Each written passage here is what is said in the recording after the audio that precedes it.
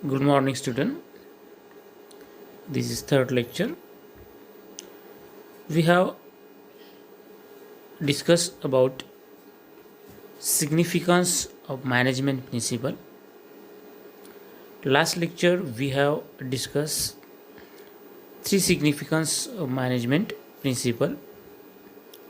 In this lecture we have start next point number 4, understanding social responsibility. Management principles are based on every aspect of organization. They are not developed only from viewpoint of handling the resource effectively, but they guide management in understanding social responsibility of organization. The next point जो है 4 number का understanding social responsibility. जो organisation की social responsibility है उसको समझने के लिए मैनेजमेंट प्रिंसिपल जो है वो मैनेजर्स को हेल्प करते हैं. जो मैनेजमेंट प्रिंसिपल होते हैं वो सभी एंगल्स से ऑर्गेनाइजेशन के लिए बनाए जाते. सिर्फ उनका काम ये नहीं होता या इसी एंगल से नहीं बनाए जाते कि सिर्फ आपको ऑर्गेनाइजेशन में जो है रिसोर्स हैंडल करना है उसका इफ़ेक्टिवली यूज़ करना है या सिर्फ सिचुएशन हैंडल करना है, प्रॉब्लम को सॉल्व करना है. सो ये जो प्रिंसिपल्स होते हैं मैनेजर के लिए सभी ऑर्गेनाइजेशन के एंगल से गाइडेंस करते हैं, जिससे कि इसमें सोशल रिस्पॉन्सिबिलिटी को अंडरस्टैंड करना, समझ लेना, ये भी इसमें शामिल होता है. इसके लिए भी ये जो प्रिंसिपल्स होते हैं ये प्रिंसिपल्स मैनेजमेंट के लिए हेल्प करते हैं so that they can focus on providing quality products at reasonable price. सो ये जो मैनेजमेंट प्रिंसिपल्स है ये मैनेजमेंट प्रिंसिपल फोकस करते हैं कि हम क्वालिटिव प्रोडक्ट जो है वो रिजनेबल प्राइस में किस तरह से सोसाइटी में प्रोवाइड कर सकते हो और किस तरह से अवॉइड कर सकते हो artificial monopolies situation in market.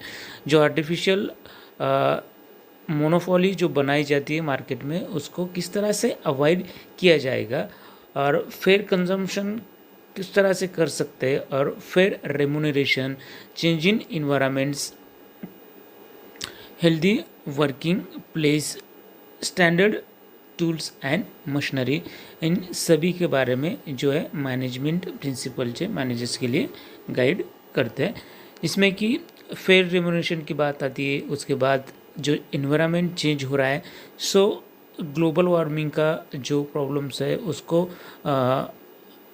किस तरह से हमारा ऑर्गेनाइजेशन उसको ग्लोबल वार्मिंग जो है कम करने के लिए हेल्प कर सकता है या प्रयास कर सकता है. उसके बारे में भी जो है मैनेजमेंट प्रिंसिपल्स यहाँ पे मैनेजर्स के लिए हेल्प करता है. उसी तरह से जो वर्कर्स है जो ऑर्गेनाइजेशन में वर्क करते काम करते उनका जो वर्किंग प्लेस है किस तरह से हेल्दी रहेगा, उनको हेल्दी इन्वायरमेंट्स वहाँ पे किस तरह से प्रोवाइड किया जाएगा, इसके बारे में भी जो मैनेजमेंट प्रिंसिपल्स है वो मैनेजमेंट प्रिंसिपल मैनेजर्स को गाइड करते हैं. उसी तरह से स्टैंडर्ड्स, टूल्स एंड मशीनरी, इसको भी आप किस तरह से मेंटेन कर सकते हो. ऑर्गेनाइजेशन में स्टैंडर्ड टूल्स और मशीनरी होना ज़रूरी होता है जो कि एक हेल्दी इन्वायरमेंट्स प्रोवाइड्स करता है और जो भी एक्सीडेंट्स वगैरह होते हैं लेबर्स के उसको यहाँ पे अवॉइड्स किया जा सकता है.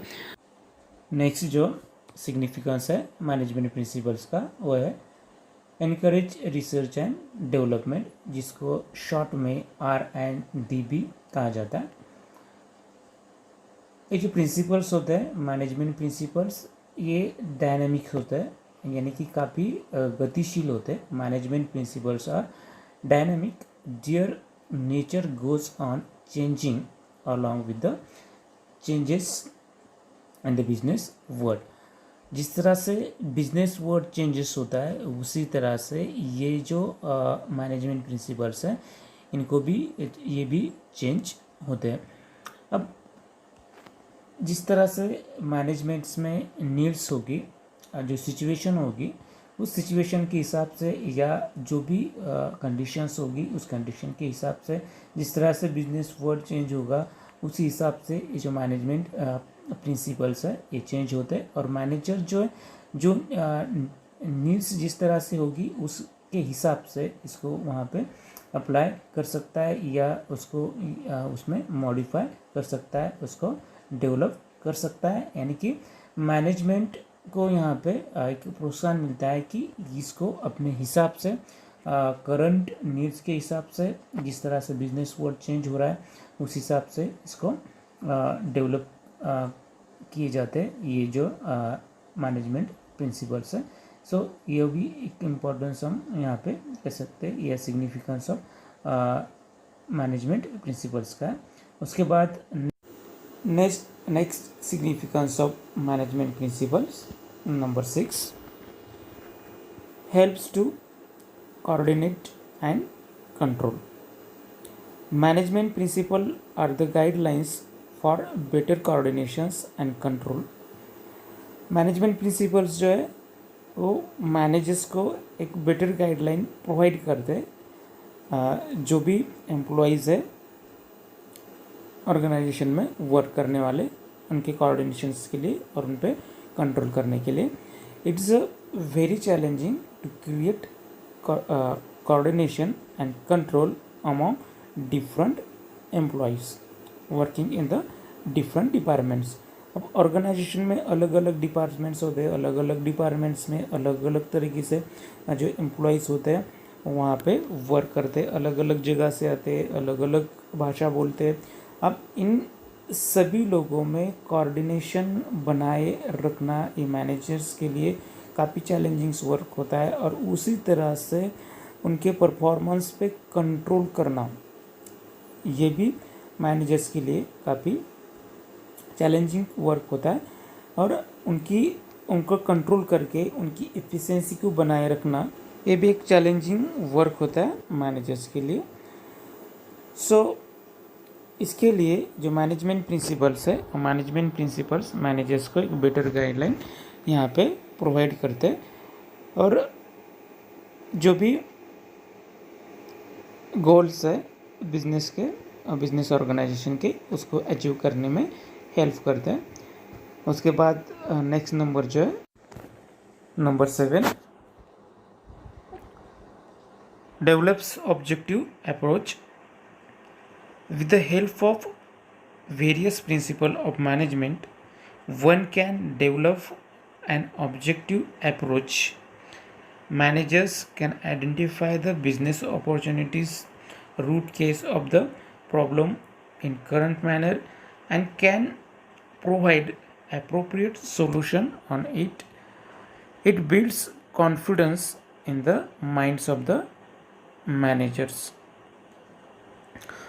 जो लास्ट सिग्निफिकेंस है मैनेजमेंट प्रिंसिपल्स का वह कि एक ऑब्जेक्टिव अप्रोच जो है मैनेजर्स में डेवलप करते हैं मैनेजमेंट प्रिंसिपल्स, यानी कि फॉरवर्ड अप्रोच जिसे हम कह सकते हैं कि आगे की सोचने की जो एक कैपेसिटी है या क्षमता है उसमें मैनेजर्स में ये डेवलप कर सकता है, जिसके हेल्प से मैनेजर जो है आइडेंटिफाई कर सकता है कि बिजनेस में फ्यूचर्स में अपॉर्चुनिटीज़ क्या है या बिजनेस ऑर्गेनाइजेशन में कोई समस्या हो रही है तो वो समस्या कहाँ से आ रही है, उस समस्या का जड़ कहाँ से, जो प्रॉब्लम से उसकी जड़ कहाँ से, इसको भी आइडेंटिफाई कर सकता है। और ये जो समस्या है, जो प्रॉब्लम्स है, उसका अप्रोप्रिएट सॉल्यूशन किस तरह से बनाया जा सकता है इसके लिए भी मैनेजर्स जो है मैनेजमेंट प्रिंसिपल जो है मैनेजर्स को हेल्प करते हैं और एक कॉन्फिडेंस बिल्ड करते हैं मैनेजर्स के माइंड में कि किसी भी सिचुएशन को जो है अच्छी तरह से हैंडल हम कर सकते हैं और फाइट कर सकते हैं। So these are the significance of management principle. So next lecture से हम थ्योरीज ऑफ मैनेजमेंट, जो अलग अलग थ्योरीज हैं उसको हम स्टार्ट करने वाले हैं। थोड़ा सा बोरिंग पार्ट्स इस चैप्टर का जो था वो यहाँ पे ख़त्म हो चुका है, और नेक्स्ट लेक्चर से यानी कल से हम थ्योरीज ऑफ मैनेजमेंट की जो है उसको स्टार्ट करने वाले हो।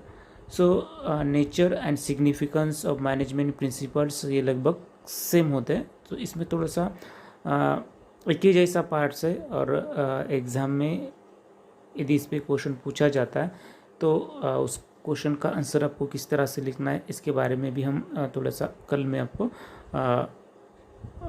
थोड़ा सा गाइडेंस इसमें कर दूंगा। So thank you.